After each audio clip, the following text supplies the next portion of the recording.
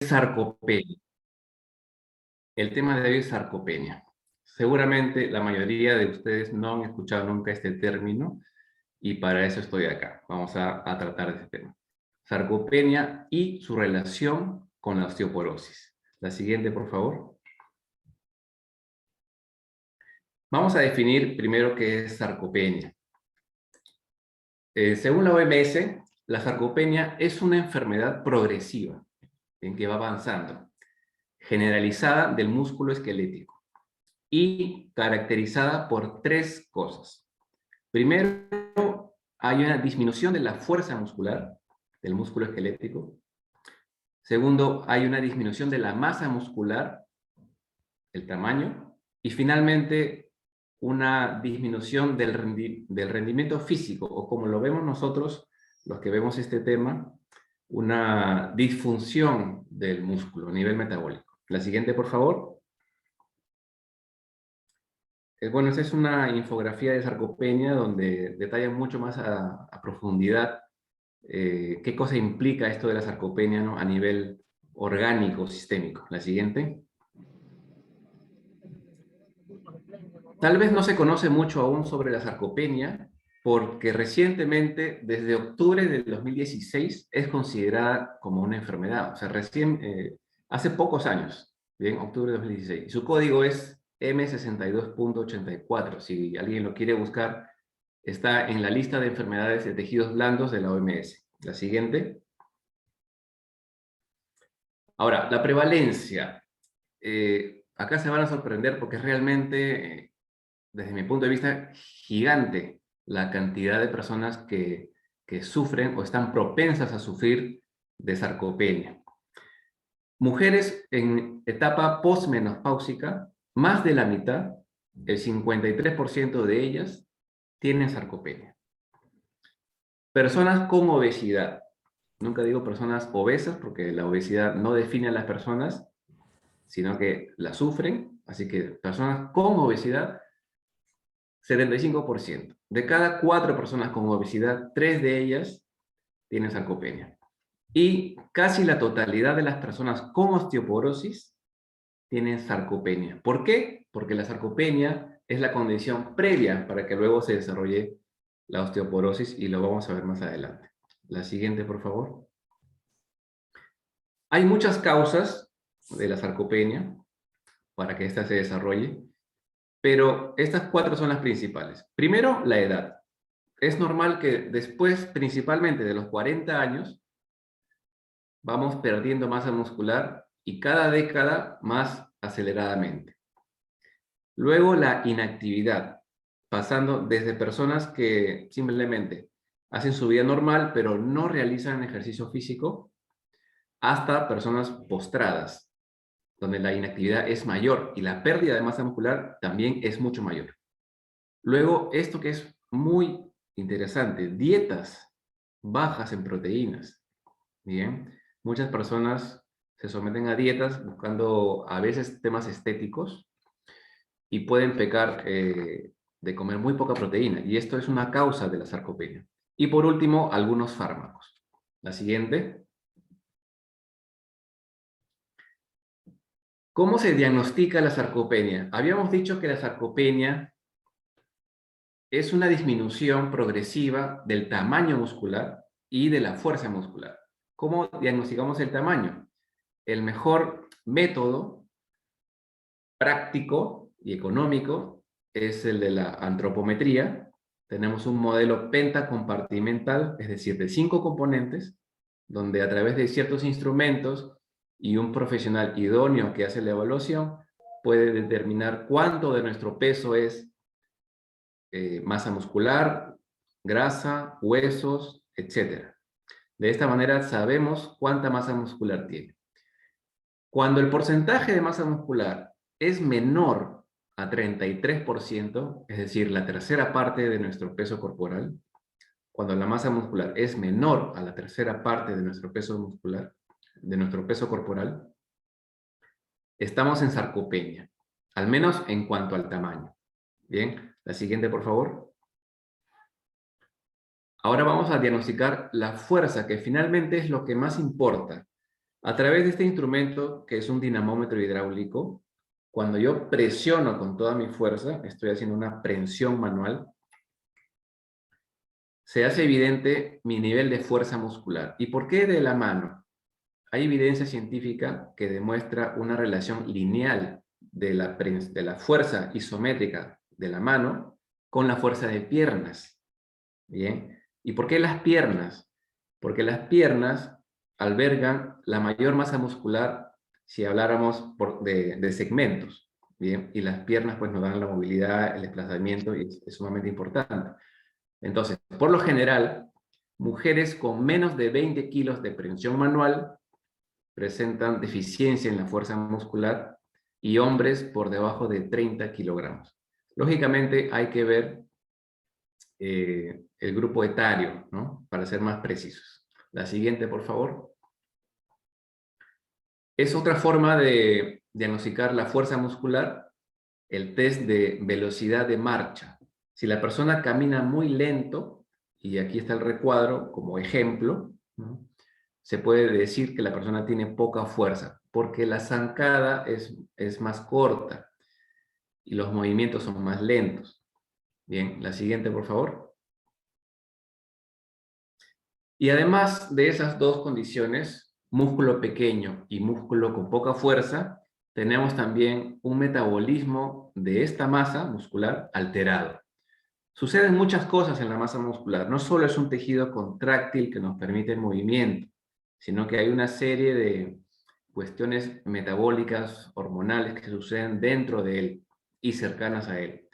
Entre todas estas yo quiero recalcar lo que es la disminución de la testosterona, porque eso viene acompañado con pérdida de fuerza. La siguiente.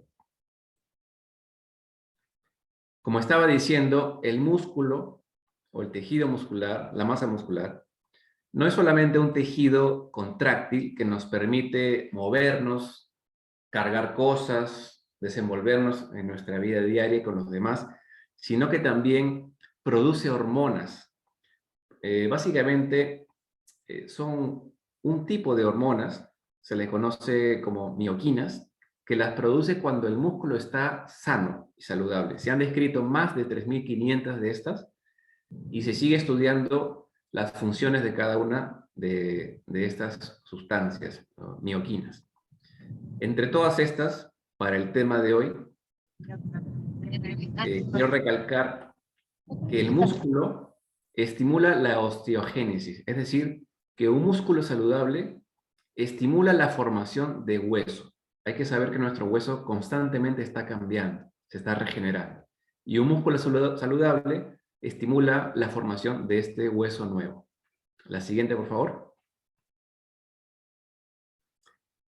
Ahora, el músculo, como dije anteriormente, tiene implicancia positiva en todos nuestros sistemas, en todos nuestros órganos, ¿no? A nivel de vasos sanguíneos, la piel, el cerebro, tejido adiposo, renal, sistema digestivo, páncreas, hígado, etc. Quiero recalcar acá la implicancia que tiene sobre la masa ósea, ¿no? La siguiente, por favor, que es lo que vamos a ver ahora. La siguiente. Si ustedes se fijan en esta imagen, es un corte transversal de los muslos para que se pueda apreciar por afuera la piel, con la grasa. Luego sigue la masa muscular y finalmente el hueso en el centro. Quiero que se fijen en el hueso, el grosor de las paredes del hueso, aquí. Y ahora miren la imagen de abajo, donde vemos un músculo que está disminuido y por ende la masa grasa también está aumentada. Pero miren el hueso. La luz del hueso es mucho mayor y los bordes son mucho más delgados. Para que vean la relación que tiene la pérdida de masa muscular con la disminución de masa ósea. La siguiente, por favor. Entonces, todo empieza con un músculo o un sistema muscular que se va disminuyendo. ¿Bien? Va disminuyendo, va disminuyendo. La siguiente. Y eso finalmente afecta a la masa ósea. Tenemos una masa ósea en principio normal, luego comienza a hacerse más poroso, a lo que llamamos osteopenia, y finalmente termina como osteoporosis. La siguiente. ¿Qué sucede en el hueso? Había dicho que el hueso es un tejido en constante recambio. A veces no lo pensamos así porque como es un tejido con muy poca humedad, bastante seco, pensamos que está fijo allí sin tener cambios, pero hay muchas cosas que suceden en el hueso. Vamos a hablar solamente de dos.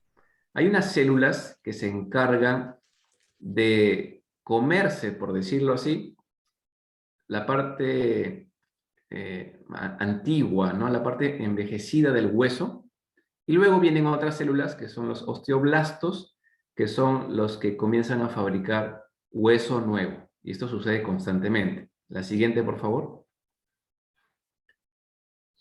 Acá se va a entender un poco mejor. Tenemos aquí a los osteoblastos, que son los que fabrican nuevo hueso, y a los osteoclastos, que se comen el hueso viejo. Bien, entonces tenemos necesariamente que sacar lo antiguo, lo viejo, para fabricar lo nuevo. Y de esa manera tenemos huesos más saludables. La siguiente, por favor. Este es un medicamento clásico. Realmente no sé si hasta la actualidad se utiliza, pero se utilizó por mucho tiempo, ¿no? Se le conoce como fijador de calcio, se lo recetan algunas personas con osteoporosis. Ojo, no estoy recomendando el medicamento, tampoco estoy desaconsejándolo, simplemente menciono lo que normalmente se da. Bien, la siguiente, por favor. ¿Qué hace este alendronato o fijador de calcio? ¿Cuál es el mecanismo? Teníamos a los osteoclastos que se comían el hueso viejo. Sí, la siguiente, por favor. Y este fijador de calcio lo inhibe, es decir, lo anula. Ya el osteoclasto no tiene acción, es decir, ya no se come lo viejo. Y simplemente tenemos a los osteoblastos que van a fabricar hueso nuevo sobre el hueso antiguo. Entonces tenemos una ganancia de la densidad mineral ósea. Bien. Pero yo les hago una pregunta. ¿Será que la densidad mineral ósea resuelve mi problema de osteoporosis? Vamos a ver. La siguiente, por favor. ¿Qué dice el vademecum de este medicamento, ¿no? Tomar medicamentos con bisfosfonato o bisfonato, como alendronato, para la osteoporosis, puede aumentar el riesgo de quebrarse un fémur o los dos fémures. La siguiente, por favor. Con respecto al hueso de la cadera, las personas con osteoporosis están propensas a quebrarse el hueso de la cadera si sufren una caída. Eso es sabido. Pero aquí menciona que puede pasar esto incluso si no están tomando alendronato. O sea que están aceptando que el alendronato también te puede poner en riesgo de fractura de cadera. La siguiente, por favor. Entonces, ¿qué es lo que tienes que hacer? Si estás en este tratamiento o si tienes osteoporosis, tienes que preguntarle a tu médico de qué otras formas puedes prevenir la osteoporosis, muy aparte de la medicación. Seguramente lo más probable es que te diga que dejes el alcohol y el cigarro y que empieces a hacer ejercicios con pesas. Interesante, ¿eh? Interesante, porque esto lo vamos a ver también más adelante. La siguiente, por favor. Entonces teníamos al fijador y también un par de suplementos, que es el protocolo clásico de hace mucho tiempo, que es el calcio y la vitamina D3 en altas dosis. Pero ¿qué sucede? Vamos a ver la siguiente. Acá está el calcio. La siguiente, por favor. ¿Qué pasa con el calcio? Hay estudios, y aquí les pongo un ejemplo. Aquí dice, mujeres que hacen suplementación con calcio tienen riesgo aumentado 600% más de aterosclerosis, infarto de miocardio y accidentes cerebrovasculares. Tremendo, ¿verdad? Entonces, ¿qué es lo que ha pasado acá? Una persona antes de suplementarse con calcio tendría que pasar por un dosaje de sangre a ver si le falta calcio. Y esto obviamente con su nutricionista y también de la mano con su médico. Si a la persona le falta calcio, podría suplementar. Pero hay un factor importante que le llamamos el factor X, que casi nunca está presente. La siguiente, por favor. Y ese factor X es la vitamina K2, específicamente la vitamina K2 en su forma MK7. ¿Qué hace la vitamina K2? Bueno, a través de la osteocalcina asegura el depósito de calcio en los huesos, pero también mantiene alejado el calcio de las arterias. Sucede que el calcio podría alojarse en sitios donde lo hace perjudicial, como en las arterias, ocasionando muchas veces lo que vimos en el estudio anterior, ¿no? Accidentes cerebrovasculares, arteriosclerosis y demás. Ahora, ¿qué pasa con la vitamina K2? Esta es transportada por la sangre, o es transportada en la sangre, por el colesterol. El colesterol es su taxi. Este lo transporta por la sangre para que cumpla su función. Pero si tenemos bajos niveles de colesterol, esto no sucede y eso incrementa el riesgo de osteoporosis. Es también un dato bastante interesante y da para preguntar, ¿verdad? Bajos niveles de colesterol aumentan el riesgo de osteoporosis. Se supone que debemos tenerlo bajo, o tal vez no. La siguiente, por favor. Entonces tenemos acá un hueso, en este caso es un fémur, y el hueso tiene dos características principales.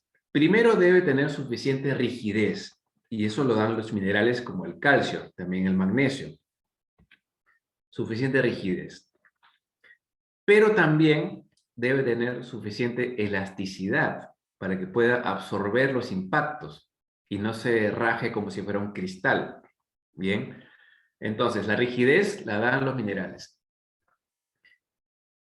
Y la flexibilidad la da la proteína inmersa en él, o sea, el colágeno. Bien, esto es una combinación de colágeno con minerales.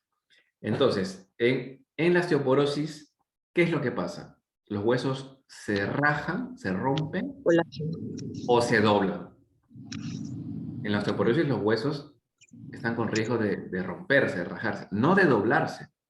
Entonces, el tema no es necesariamente mineral, pero sí obligatoriamente es por falta de colágeno. Me quedo aquí. De la matriz de colágeno. El correo que no le pidió el correo para qué. Entonces, el colágeno es proteína. Y aquí estamos ya empezando a ver la parte nutricional. La siguiente, por favor.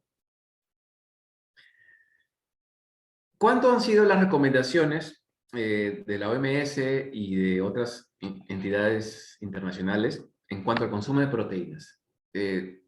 Los nutricionistas conocemos el clásico 0.8 gramos por kilo de peso corporal. Es decir, menos de 1 gramo por kilo de peso corporal es lo que debes consumir de proteína. Bueno, eso ya es antiguo, ¿no? Gracias a las investigaciones de Rajabel Elango y su equipo, donde vieron errores sistemáticos en las publicaciones de estos datos. Ahora se sabe que esas recomendaciones van al doble o incluso un poco más. Estamos hablando, como dice aquí, de 1.4 a 2 gramos de proteínas por kilogramo de peso para desarrollar y mantener la masa muscular y por ende el hueso. La siguiente, por favor. Ahora, ¿qué pasa con el músculo? Tenemos no solamente una masa muscular, sino que la masa muscular está formada por 3 tipos de fibra muscular. Bien, 3 tipos de fibra muscular. Tenemos fibras lentas, mixtas y rápidas. Quiero que se fijen básicamente en las lentas y en las rápidas. Ustedes conocerán personas muy ancianas, ¿cierto? Dígame o respondan en su mente, ¿cómo se mueven estas personas con respecto a una persona joven? ¿Se mueven rápido o se mueven lento? Se mueven lento, ¿cierto? Y se mueven lento porque tienen fibras lentas, pero sobre todo se mueven lento porque ya no tienen las fibras rápidas. Entonces, en la sarcopenia que hemos visto, que es la pérdida de masa muscular, es la pérdida sobre las fibras rápidas. Bien, esto tiene una implicancia tremenda. Por eso las personas muy ancianas se mueven lento, porque han perdido las rápidas. Y son estas las que hay que recuperar. La siguiente, por favor. Acá tenemos una biopsia. Esta es una imagen real de un músculo, ¿no?, que ha sido cortado. Tenemos las fibras blancas aquí, las más claritas, son las fibras rápidas.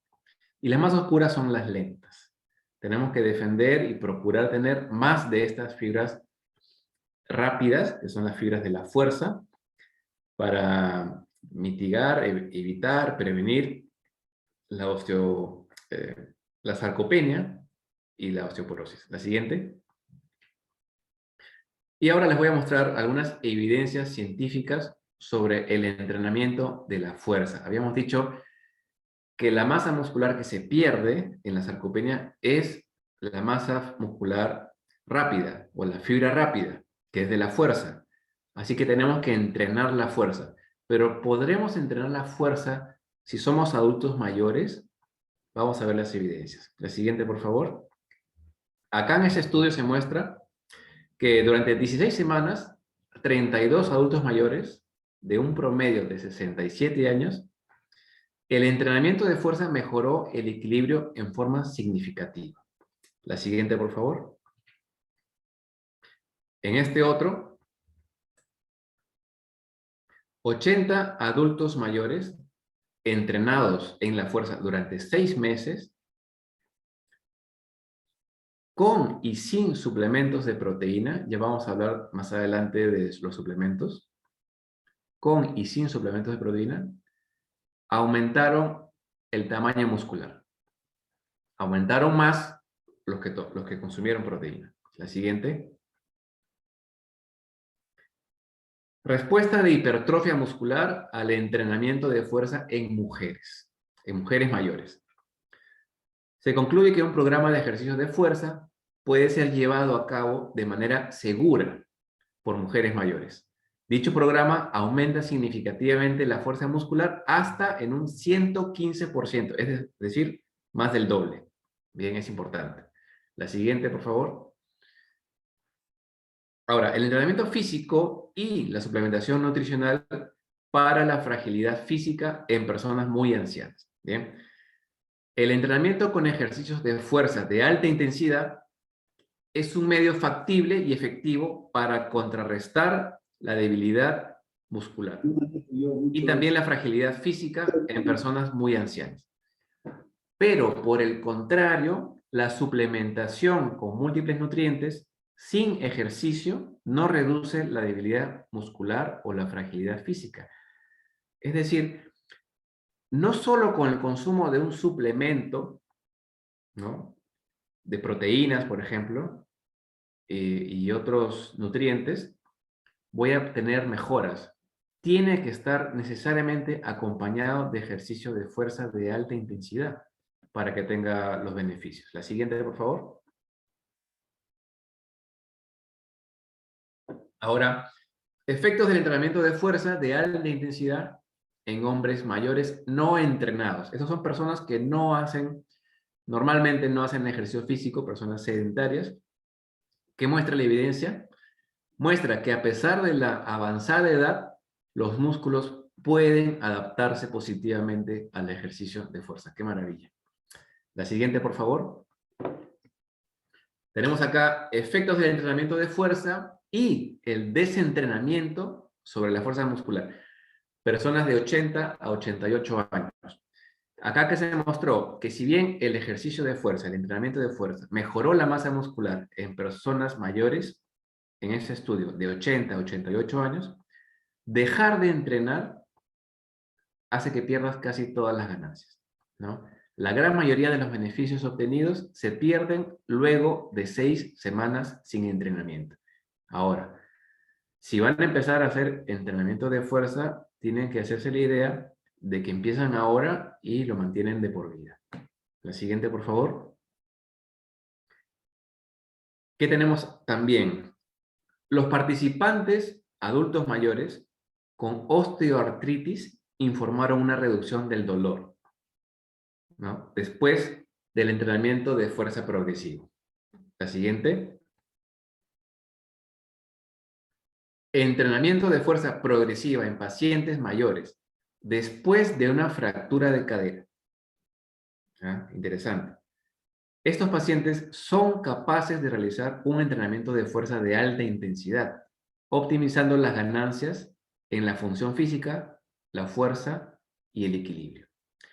Obviamente, tiene que estar guiado por un profesional idóneo, ¿no? Empezando por un fisioterapeuta y un especialista en ejercicio físico orientado a la fuerza para la salud. La siguiente. Y por último, entrenamiento de fuerza de alta intensidad en nonagenarios, en personas de más de 90 años. Efectos sobre el músculo esquelético. Se concluye acá que el entrenamiento con pesas de alta intensidad conduce a ganancias significativas en la fuerza, el tamaño y la movilidad funcional entre los residentes frágiles de hogares de ancianos de hasta 96 años de edad. ¿Ustedes se pueden imaginar? Y a veces pensamos que ellos no pueden, ¿no? Que deben quedarse quietos, no hacer esfuerzos muy grandes, ¿bien? Pero lo que sucede es que necesitamos una guía idónea para que esto pueda darse. Acá tenemos unos ejemplos de adultos mayores realizando ejercicios en máquinas, ¿no? Parte superior, tren inferior y pesas libres. La siguiente, por favor. Otro ejemplo de ejercicios de fuerza progresivo, ¿no? Tren superior en pared y progresa en piso, correctamente guiado. Bien, la siguiente. También se puede realizar ejercicios de fuerza, ¿no? Con bandas elásticas o ligas, al menos al principio. La siguiente. Pero si no te gusta nada de eso, también se pueden hacer ejercicios de fuerza de esta forma, ¿no? Es menos aburrido, es mucho más divertido. Y además hasta nos entretenemos. La siguiente, por favor. Ahora vamos a mostrar evidencias científicas respecto a los suplementos que pueden ayudar a mejorar nuestra masa muscular y prevenir la osteoporosis. La siguiente. Tenemos primero a las proteínas que les mencioné en un estudio anterior. La siguiente.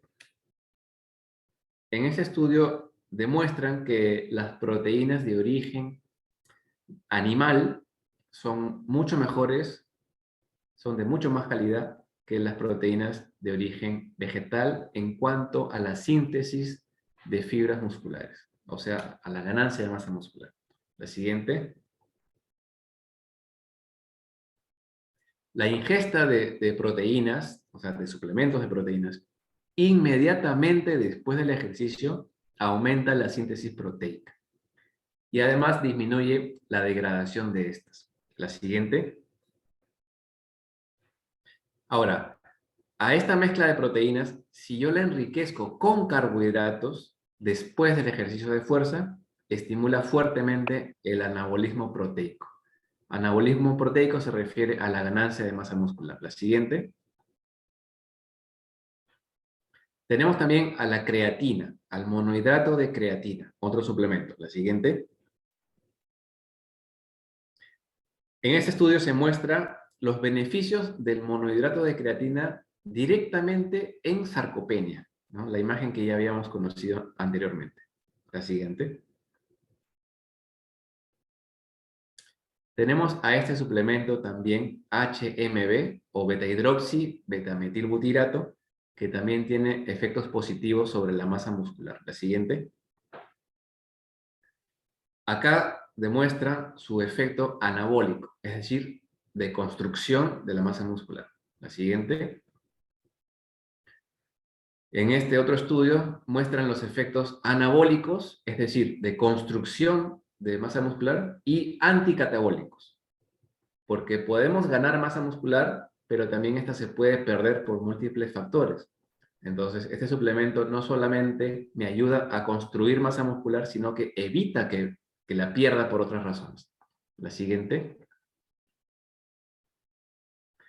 Y por último, el HMB puede ayudar a controlar además la disminución de la pérdida muscular y mejorar la fuerza.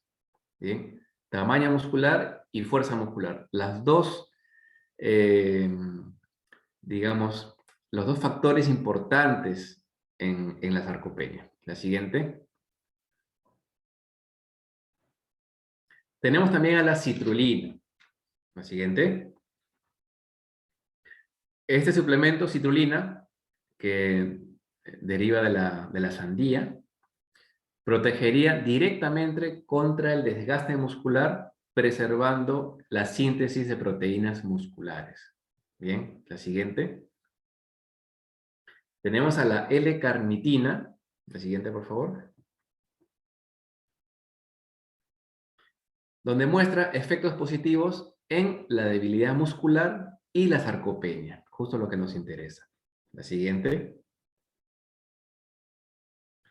Además, la administración oral de L-carnitina restaura las capacidades físicas y cognitivas y reduce, la siguiente, reduce la fatiga y aumenta la masa muscular total. Entonces, les he mostrado 3 estudios sobre la L-carnitina que favorecen al músculo y a otras capacidades físicas y cognitivas. La siguiente. Vitamina D. La siguiente, por favor. La mejor vitamina D es la del sol. Bien. Así que si te gusta el sol, si tienes oportunidad de exponerte diariamente, o al menos interdiariamente, al sol, con buena cantidad de piel mostrada, no necesitas esto. Pero siempre es bueno un dosaje de vitamina D en sangre. Bien, para ver si tus niveles están óptimos o están un poco bajos. Acá la suplementación con vitamina D asociada al consumo de proteínas y además con el aminoácido leucina, estamos hablando de combinación de 3 suplementos, mejoraron la masa muscular en adultos mayores con sarcopenia en 13 semanas. Ojo, esto siempre es con ejercicio, como había dicho anteriormente. Sin ejercicio no hay cambios. Bien, la siguiente. La vitamina D asociada a proteína y leucina, además, aumenta la masa muscular en adultos mayores con sarcopenia. La siguiente. Vitamina D asociada nuevamente a proteína de suero de leche y aminoácidos aumentan la masa muscular y la fuerza en adultos mayores con sarcopenia. Otro estudio que vuelve a demostrar lo mismo. La siguiente.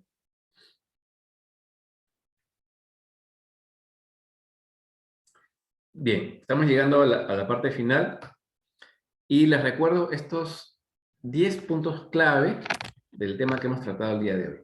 Primero, la sarcopenia es una enfermedad en la que la masa muscular se presenta disminuida con poca fuerza y poca función. Bien. Las causas de la sarcopenia son varias, pero principalmente la edad, la inactividad física, las dietas bajas en proteínas y el uso de algunos fármacos.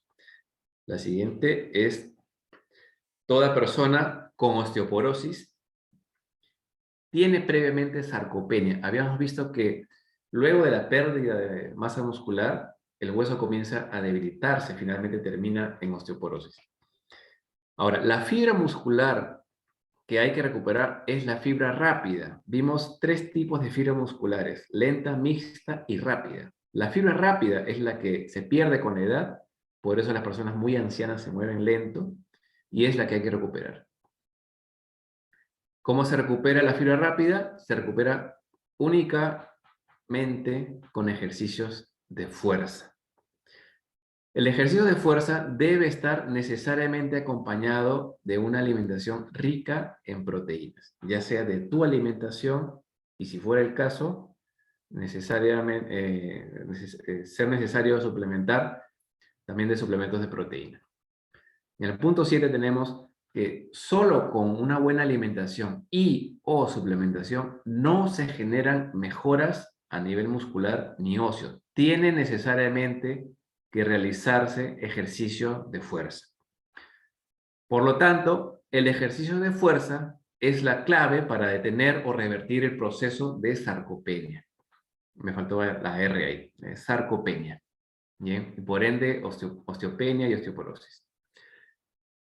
Levantarse de una silla para caminar es un excelente ejercicio. Ojo, no caminar, sino levantarse de la silla. Así que repítelo varias veces. Y en el punto 10, y no menos importante, tenemos, antes de empezar a consumir un suplemento, consúltalo con tu nutricionista, porque él es el profesional idóneo para eso. La siguiente.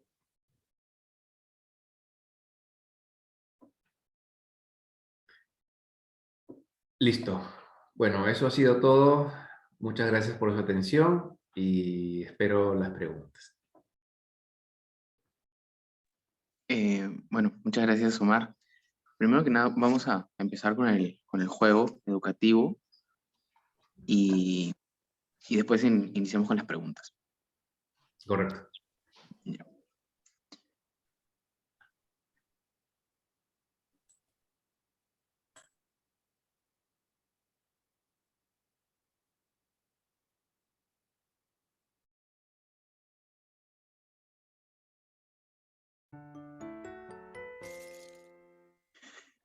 Ya, en este juego es una ruleta en el cual se han integrado 4 preguntas y se deberá de levantar la mano aquel que quiera participar para responderla. ¿Alguien desea participar primero?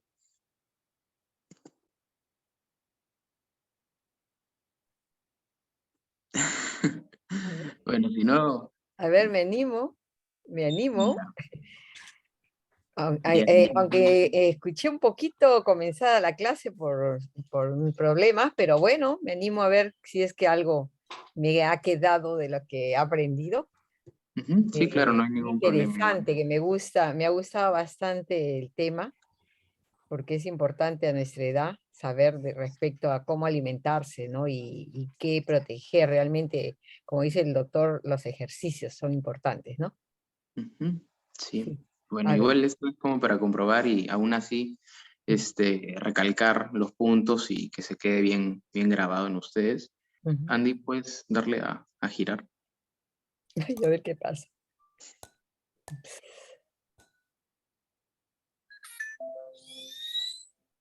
Ya.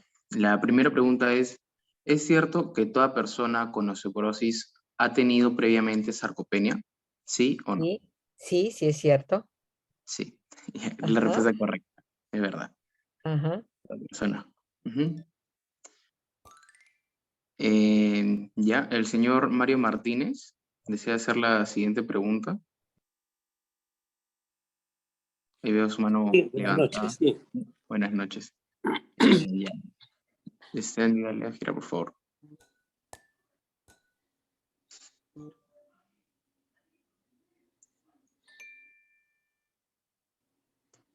Ya, la pregunta es, ¿cuáles son las causas de la sarcopenia?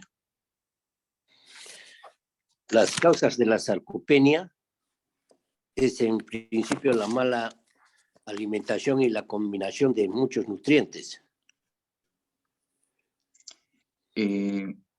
Bueno, en parte sí, y en parte las que dio como más llamativas o más resaltantes el nutricionista Omar fueron la edad, la inactividad, La edad, las dietas bajas en proteínas y el uso de algunos fármacos. por supuesto, claro. ¿Mm? Gracias. Muchas gracias por tu participación. Gracias a usted. ¿Alguien más desea participar para la siguiente pregunta?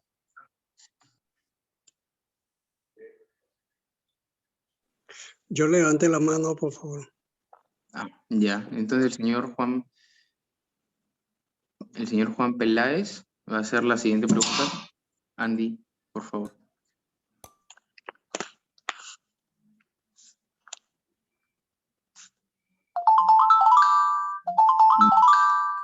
La pregunta sería, ¿qué tipo de ejercicio es clave para prevenir la sarcopenia? Reforzar los músculos con actividades de levantar pesos, o sea, Ujú. sí, pues pesos, Sí, exactamente. Ejercicios de fuerza. acuerdo a la edad, ¿no? De acuerdo a la edad, pero de todas maneras hay que levantar pesas. Sí, exactamente. Ejercicios de fuerza que permitan ejercitar las fibras rápidas. Muchas gracias por su participación y bueno, vamos por la última pregunta. Si alguien puede levantar la mano, vi que alguien la levantó y la bajó. Francisca. Hola señora Francisca, por favor, para responder esta pregunta que es para desarrollar y mantener masa muscular, ¿cuántos gramos de proteína por kilo de peso al día es necesario?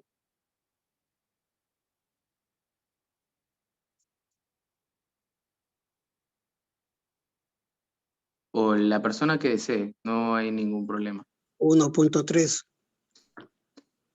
Me Era un parecía poquito más. que era un Era poco más, era de 8 3, gramos. 3,5, de 3,5 a 4 creo por kilo No. de Era, gramos. estaba más cerca al señor, era 1.4 a 2. 1.4 Ah, ya. a 2. 1.4 a 2. Ujú. Bueno, muchas gracias por su participación y continuamos con sus preguntas hacia el ponente del día de hoy. Gracias, Ángelo. Estaba interesante ese juego para reforzar los conocimientos. Buenas tardes, con doctor Omar Potocznik. Igualmente un saludo para todos los presentes. Mi pregunta es la siguiente. ¿La sarcopenia es igual que osteopenia o hay una diferencia? Diferente. Sarcopenia y osteopenia. Sí, osteopenia, sí. Ya, la sarcopenia Ujú. es la pérdida progresiva de la masa muscular. Músculo. Ok, músculo. Sarco viene de sarcómero, que es el nombre que se le da a la fibra muscular, a la célula muscular. Sarcopenia. Y penia es de reducción, ¿no? Reducción de la masa muscular. Y esta trae como consecuencia, o como una de sus consecuencias, la osteopenia, que se refiere a la reducción progresiva de la masa mineral ósea, el hueso, que finalmente termina en osteoporosis, ya cuando es más grave el cuadro, Okay. ¿no? Entonces es así, sarcopenia, osteopenia, osteoporosis. Ok, gracias, muy amable. Hay una pregunta en el chat, Omar, dice, buenas tardes, tengo 69 años, me diagnosticaron sarcopenia, hago ejercicios, pero no de fuerza. No tomo suplementos y quiero su orientación. Bien. Ya. Tiene que necesariamente haber ejercicios de fuerza, ¿bien? Pero, dependiendo de cada persona, esto puede que no sea posible en un primer momento, ¿ya? De repente tenemos alguna limitación a nivel articular, bueno, muchas cosas se pueden presentar, y previo al entrenamiento de fuerza, se hace necesario hacer una preparación. Luego que la persona está lista, a nivel articular, a nivel bueno, de otras cosas, ¿no? Que puede evaluarlo un fisioterapeuta, ya se puede empezar a aplicar ejercicios de fuerza, que como vimos, pueden ser con el propio peso corporal, pueden ser bandas elásticas, pueden ser máquinas, pueden ser pesas libres, hay muchas formas. No necesariamente hacer pesas, ¿bien? No necesariamente. Entonces, hay muchas formas de entrenar la fuerza. Por ejemplo, para una persona de 80 años para arriba, pararse de una silla le representa el 80% de su fuerza máxima de piernas. Y eso ya es una actividad de fuerza. Entonces, solo con su propio peso corporal, pararse y sentarse de una silla, es un entrenamiento de fuerza para la mayoría, ¿no? Para la mayoría. Entonces, de repente, están haciendo eso, no sé, ¿no? Habría que ver. Y en cuanto a la alimentación, un nutricionista tiene que ver si está consumiendo suficientes nutrientes y dentro de esto suficiente proteína. Y verá si es necesario complementar esa proteína con algún suplemento, ¿no? Si no es necesario, le dirá que no es necesario. O si es opcional. Bien. Espero haber respondido la pregunta. Muchas gracias, Omar. Bueno, antes de continuar con las preguntas, quería decirles que en el chat se ha colocado un link de satisfacción para saber de la opinión de ustedes. Y bueno, por favor que si lo pueden rellenar.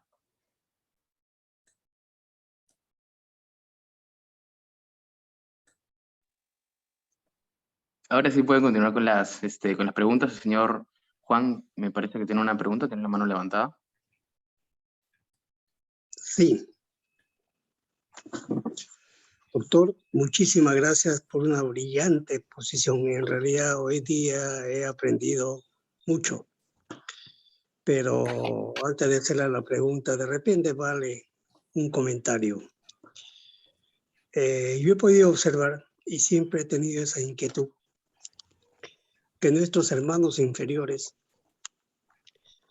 son resistentes, son fuertes, nunca se rompen los huesos.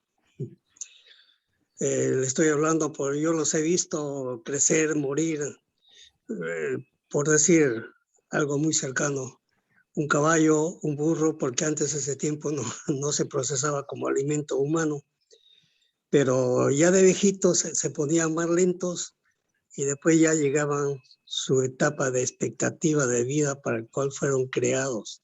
Todos los seres vivos tenemos una expectativa de vida. Los caballos entre 20 y 22 años, y en realidad llegaban a los 20, 22 años, siempre eran autovalentes. Ellos mismos tenían que buscar su alimento. Y que si se volvían viejitos, es cierto, se volvían viejitos y su caminar era lento. En cambio, nosotros los humanos tenemos serios problemas y no cumplimos nuestras expectativas de vida. Según estudios realizados, el ser humano debería vivir 125 años y en buenas condiciones hasta el final de sus días, pero no es así. Desde muy temprana edad estamos sufriendo muchísimas enfermedades. Tenemos que recurrir a hospitales, a especialistas, a medicinas, a complementos, en fin. Y ni qué hablar de los alimentos. Yo creo que la clave está en los alimentos. Nuestros hermanos inferiores saben alimentarse. Yo siempre he estado pensando de repente, da risa, ¿no? Si yo a mi caballo le pongo un plato de lomito saltado bien sabroso, de lomo fino, no se lo va a comer de ninguna manera. En cambio, nosotros comemos cualquier cosa. Entonces mi pregunta está, ¿toda la clave no estará en la alimentación?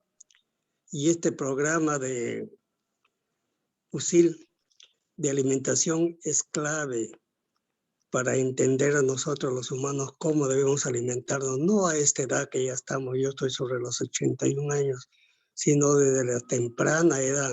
Ahí está la clave. Gracias, doctor, por escucharme. Gracias, Juan, y gracias también por tu comentario, por tu reflexión, ¿no? Que es muy importante. Definitivamente yo también no solo creo, sino que estoy seguro, porque así lo muestran las evidencias, que la alimentación juega un papel fundamental, un rol fundamental en el desarrollo, el mantenimiento de la salud, ¿no? En todas las edades, desde la gestación hasta la senectud. Y también el ejercicio físico, ¿no? Porque nosotros hemos desarrollado nuestros genes en base al ejercicio. cada vez nos movemos menos porque tenemos más comodidades, eso también es algo cierto. Bien. Y ambas son pilares fundamentales para mantener una buena salud hasta la edad a la que deberíamos llegar, ¿no? Yo había leído 120 años, tú me dices 125, está por ahí, y seguramente puede ser posible, ¿no? Pero es eso, ¿no?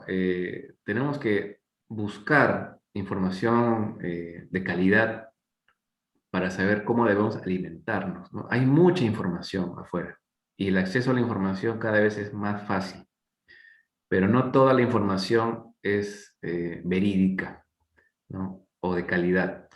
Entonces tenemos que tener mucho cuidado con la información, escoger al profesional idóneo para saber las recomendaciones más exactas para nosotros en cuanto a la alimentación y al ejercicio, ¿no? Gracias, Juan, nuevamente por tu reflexión.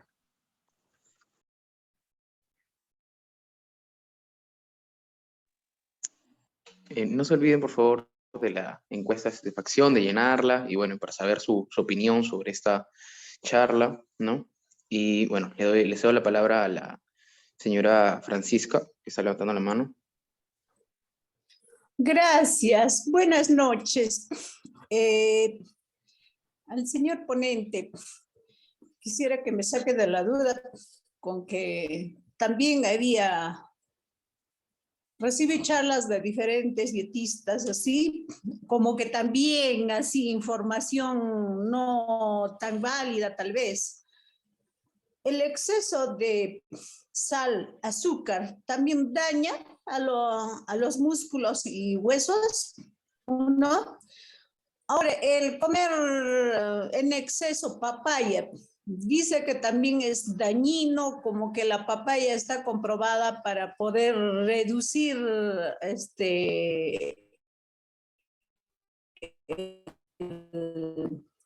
para que se hable, comprueban de que dice que hasta podemos perder músculo con el exceso de papaya que podemos comer. Ya. Muchas gracias. Sí. Gracias, Francisca, gracias. A ver, nuestro cuerpo necesita sodio, ¿bien? Es un electrolito. Tiene que ver con la transmisión de impulsos eléctricos. Y cuando el músculo se contrae en un principio por un impulso eléctrico. Necesitamos sodio. Hay que ver la calidad de la sal, la calidad.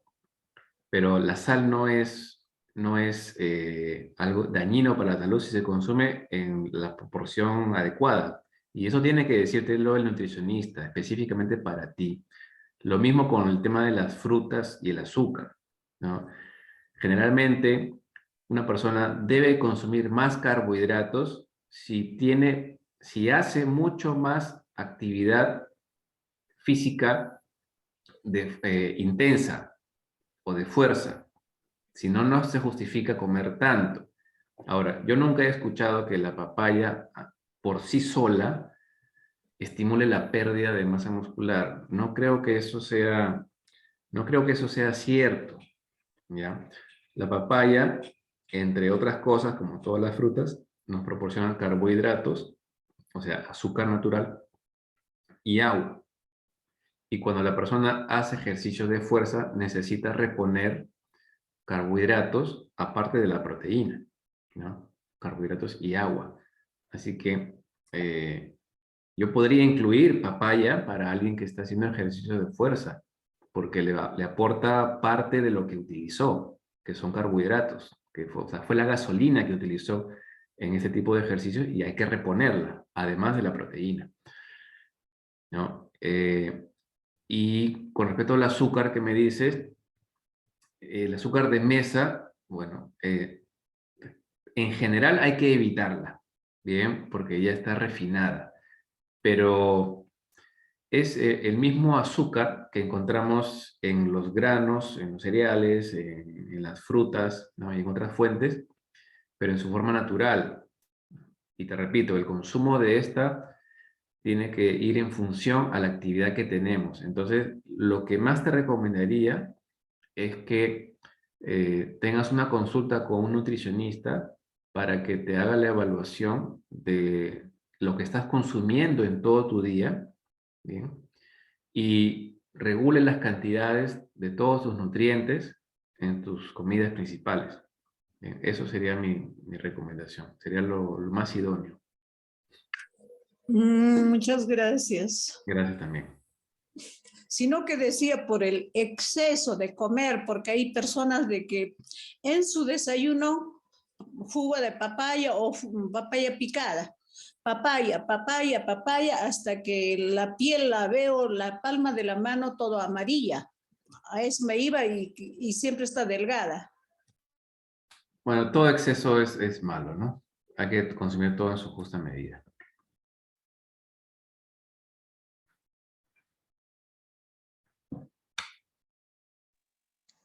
¿Alguien tendrá alguna otra pregunta, alguna inquietud que quiera hacerla presente?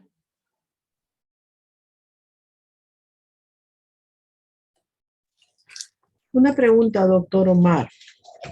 Sí, Norma, bien. En el tema de tomar calcio a determinada edad, ¿no? Que recomiendan, ¿qué pasa con la paciente que tiene predisposición a cálculos renales?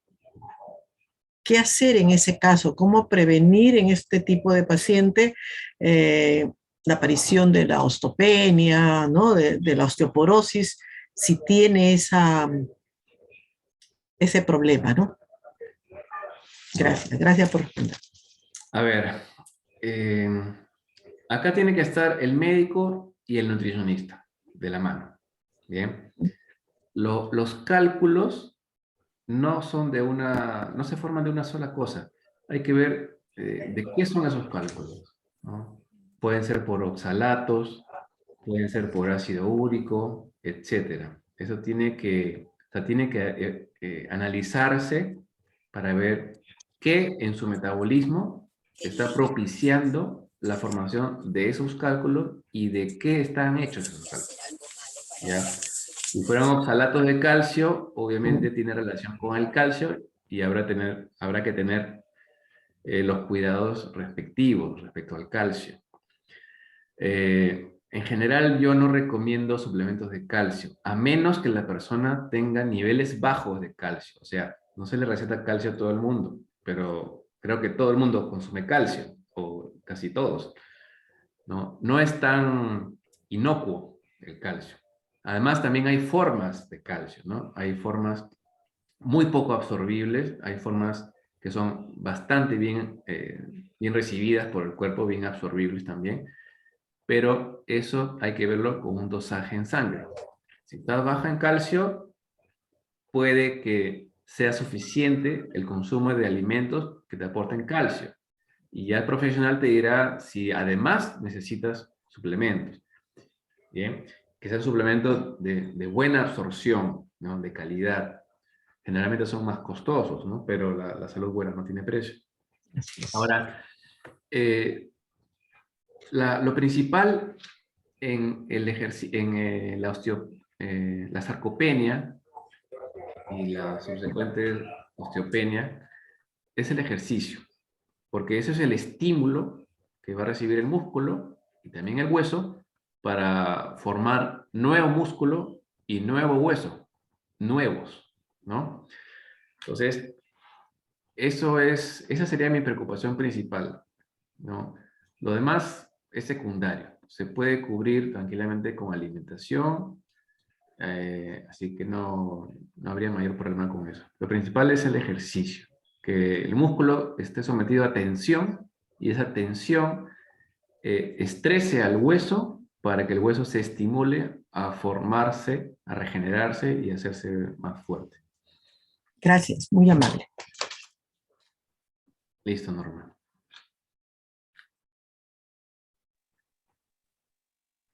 Veo que alguien más también tiene una pregunta, tiene la mano levantada. Le cedo la palabra como para que pueda hacerla. Señor Urbano. Sí, buenas noches con todos. Una pregunta, ¿las personas que comen demasiado dulce y harina están propensas también a tener sarcopenia? No tiene, gracias por tu pregunta, Urbano, no tiene una relación directa. Bien, no tiene una relación directa. Eso, si la persona no tiene una actividad física importante y no realiza ejercicio físico, seguramente va a representar un exceso de azúcar o de carbohidratos. Y eso va a tener implicancias en el aumento de la masa grasa. Ahora, cuando el tejido adiposo, que es donde se almacena la grasa, comienza a crecer desmesuradamente, llega a un punto en el que supera a la masa muscular. ¿Ya? Supera a la masa muscular. Y esto ya es un poco más a profundidad. El tejido adiposo también es un tejido endocrino, como el músculo que vimos, que tiene funciones endocrinas y emite sustancias.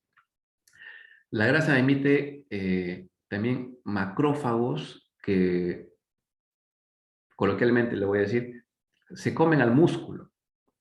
Bien, la grasa hace eso. Así que no conviene tener demasiada grasa porque también el músculo sufre por ello. Entonces, como te dije, no es directo, no es que el azúcar disminuya la masa muscular, pero sí te incrementa el tamaño del tejido adiposo si tu actividad física no es suficiente. ¿Ya? Espero haber respondido tu pregunta.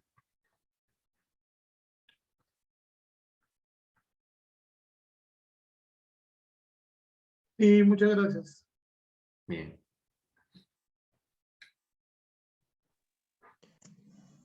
Bueno, creo que si nadie más tiene alguna pregunta, alguna duda, dar las gracias a Omar, ¿no? Y a todos los que han participado en esta charla para que se pueda llevar a cabo. Y gracias a ustedes por estar acá presentes.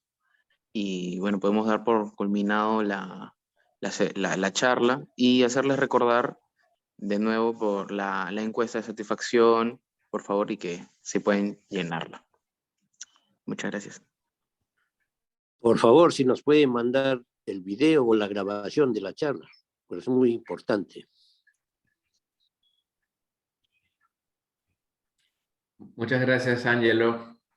Muchas gracias a los organizadores. Ha sido un placer para mí por difundir información. Gracias por la oportunidad. Muchísimas gracias, Omar. Muchísimas gracias a Rosa Estela por darnos este espacio siempre y a todos los asistentes. Vamos a tener una próxima charla el día 5 de octubre y vamos a hablar de la importancia del consumo de las grasas. Entonces, esperamos, por favor, que esté al pendiente y que les vaya muy bien. A todos. Gracias. Nuevamente, doctor, muchísimas gracias. Y gracias también por la invitación. Estaré atento para el próximo evento. Muchísimas gracias, doctor. Gracias, Muchísimas doctor. gracias. Gracias. Muchas gracias, Muchas doctor. gracias Ha sido- por enviarnos Y ojalá todo. nos pueda mandar el video. Ha sido una excelente exposición. Muchas gracias, doctor Omar. Ok, Gracias. gracias. Buenas noches. Buenas noches. Buenas Gracias, noches. doctor.